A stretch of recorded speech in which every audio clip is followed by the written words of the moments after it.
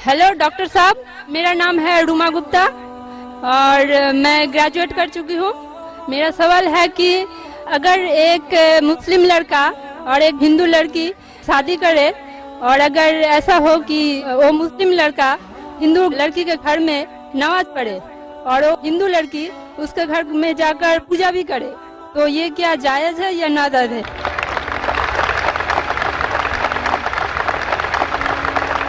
बहन का अच्छा सवाल है कि अगर एक मुसलमान लड़का हिंदू लड़की से शादी करता है तो क्या वो मुसलमान लड़का हिंदू के घर में जाके नमाज पढ़ सकता है, और क्या वो लड़की मुसलमान के घर में पूजा कर सकती है? नहीं। सबसे पहले कुछ शराइत है हर चीज के। आप अगर गाड़ी रखेंगे और गाड़ी का एक पहिया रखेंगे, साइकिल का एक पहिया रखेंगे, ट्रैक्टर का, तो गाड़ी चलेंगी क्या? नहीं चलेगी। या चारों साइकिल कर दो या चारों ट्रैक्टर कर दो। इसीलिए कुरान की आयत है सूरह बकरा की सूरा नंबर 2 आयत नंबर 221 में अल्लाह ताला फरमाते हैं कि आप मुशरिका से शादी नहीं कर सकते जब तक वो ईमान न लाए। मतलब जो गैर मुस्लिम है और शिर्क कर रही है उससे आप शादी नहीं कर सकते जब तक वो ईमान न लाए। और एक ईमान लाने वाली औरत चाहे कितनी भी बदसूरत हो वो एक मुशरिका से बेहतर है। और आगे आयत कहती है कि लड़कियां मुशरिक लड़के से शादी नहीं कर सकती जब तक वो ईमान ना लाए। एक मोमिन आदमी चाहे कितना भी बदसूरत हो वो बेहतर है बनिस्बत जो शिर्क करता है। इसकी वजह यह है कि इस्लाम में लिखा है कि अगर आप खुदा के अलावा किसी को और पूछते हैं, किसी और की इबादत करते हैं, ये सबसे बड़ा गुनाह है। और अल्लाह ताला फरमाते हैं सूरह निसा में सूरा नंबर 4 आयत नंबर 48 में और सूरा निसा सूरा नंबर 4 आयत नंबर 116 में कि अल्लाह सुब्हानहू व तआला अगर चाहे तो कोई भी गुनाह को माफ कर सकता है लेकिन शिर्क को कभी नहीं माफ करेगा। अगर एक इंसान मुशरिक जैसा मर गया तो अल्लाह ताला कभी भी उसे माफ नहीं कर सकता, क्योंकि मुशरिक वो शख्स है जो शिर्क करता है। और ये सबसे बड़ा गुनाह है क्योंकि हमारा खालिक, हमारा मालिक, हमारा ईश्वर, हमारा खुदा, हमारा भगवान, अगर हम उसको गाली देंगे, ये सबसे बड़ा गुनाह है।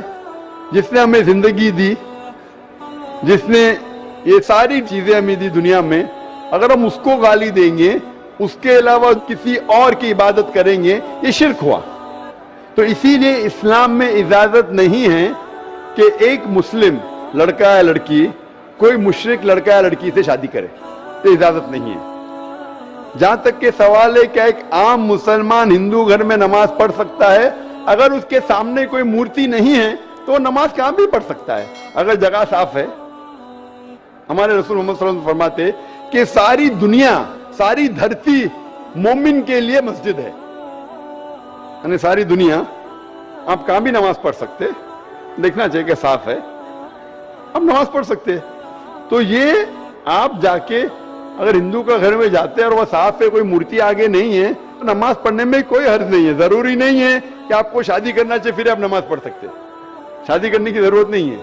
नमाज पढ़ने का अगर साफ जगह है तो कोई हर्ज नहीं। इसीलिए शादी के लिए शर्त है कि दोनों का ईमान हो।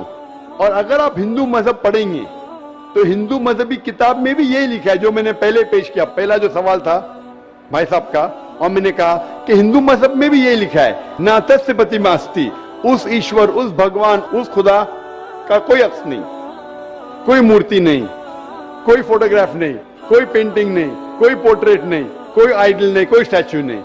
अगर ये मान ले कि कम से कम जो यकसा है हिंदू और इस्लाम के मजहबी किताब में, कम से कम उसके ऊपर अमल करे तो अक्सर हमारे मुश्किलात दूर हो जाएंगी। जो यकसा नहीं है उसको कल डिस्कस कर सकते।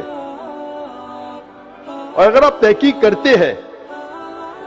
करते हिंदू मजहब की किताब पढ़ते और इस्लाम मजहब की किताब पढ़ते, दोनों में लिखा है खुदा एक है, दोनों में लिखा है खुदा का कोई अक्स नहीं है, दोनों में लिखा है कि खुदा का कोई बुत नहीं है, दोनों में लिखा है कि खुदा के अलावा किसी और की इबादत नहीं करना चाहिए, दोनों में लिखा है कि आखिरी पैगंबर मोहम्मद सल्लल्लाहु अलैहि वसल्लम में دونوں میں لکھا ہے کہ شراب نہیں پینا چاہیے. میں حوالے دے سکتا ہوں اور میں تقریر ایک دیا ہوں, similarity between Islam and Hinduism. اسلام اور ہندوازم میں یکسانیت دونوں کتاب میں. آپ اگر پڑھیں گے قرآن مجید میں سورہ مائدہ سورہ 5 آیت نمبر 90 میں لکھا ہے کہ شراب پینا حرام ہے. اب Manusmriti chapter number 9 verse number 225 پڑھیں گے, اس میں لکھا ہے شراب پینا حرام ہے. قرآن میں لکھے سورہ مائدہ سورہ نمبر 5 آیت نمبر 3, سورہ بقرہ سورہ نمبر 2 آیت نمبر 173, سورہ انعام سورہ نمبر 6 آیت نمبر 145 اور سورہ نحل چیپٹر 16 ورس 115 میں حرمت علیکم المیتۃ والدم ولحم الخنزیر وما اہل لغیر اللہ بھی. کیا آپ کے لیے حرام ہے مرا ہوا گوشت, خون, سور کا گوشت اور وہ کھانا جس کے اوپر اللہ کے علاوہ کسی اور کا نام لیا گیا ہے. آپ اگر ہندو مذہبی کتاب پڑھیں گے اس میں بھی لکھا ہے کہ سور کا گوشت کھانا حرام ہے. اگر آپ تحقیق کریں گے کافی یکسانیت ہے. اسلام مذہبی کتاب میں لکھا ہے قرآن میں سورہ نور میں سورہ نمبر 24 آیت نمبر 30 اور 31 کے اندر حجاب کے بارے میں. عورت کو الحمدللہ حجاب میں ہونا چاہیے, سر سے ڈھکا ہونا چاہیے اس کا جسم, صرف جو دکھ سکتا ہے وہ چہرہ اور ہتھیلی تک کے. آپ اگر ہندو مذہب کتاب پڑھیں گے رگ وید بک نمبر 8 میں لکھا ہے اور رگ وید بک نمبر 10 میں بھی لکھا ہوا ہے کہ عورت کو اپنے سر کے پلوں کو ڈالنا چاہیے چہرے پہ. رگ وید میں بھی لکھا ہے کہ جب مرد کو دیکھے تو نظر نیچے کرنا چاہیے. یہ قرآن مجید میں لکھا ہے سورہ نور سورہ نمبر 24 آیت نمبر 30 اور 31 کہ جب بھی کوئی خاتون مرد کو دیکھتی ہے جو اس کا شوہر یا قریب رشتہ دار نہیں ہے, اور جب بھی کوئی مرد کوئی عورت کو دیکھتا ہے اور قریب رشتہ دار نہیں ہے تو اسے نظر نیچے کرنا چاہیے. تو اس طریقے سے آپ تحقیق کریں گے جو یکسانیت ہے اس کے اوپر تو عمل کرو. تو یکسانیت ہندو اور اسلام مذہب میں جو مذہبی کتاب میں لکھا ہے, لیکن افسوس کی بات ہے کہ مذہب کے ٹھیکیدار یہ چیز کا ذکر ہی نہیں کرتے. کیوں؟ اسی لیے میں حوالے دیتا ہوں. میں کوئی عالم نہیں ہوں, میں کوئی پنڈت نہیں ہوں, میں اپنے آپ کو طالب علم کہتا ہوں, لیکن میں ہمیشہ حوالہ دیتا ہوں. تو کسی کو بھی شک ہے, کسی کو بھی شبہ ہے تو گھر پہ جا کے چیک کر سکتا ہے, یا انٹرنیٹ پہ جائیے, آپ ٹائپ کرو, وید بھی انٹرنیٹ کے اوپر ہے, قرآن بھی انٹرنیٹ کے اوپر ہے, ٹائپ کرو, ریفرنس ٹائپ کرو, آپ کو حوالہ مل جائے گا.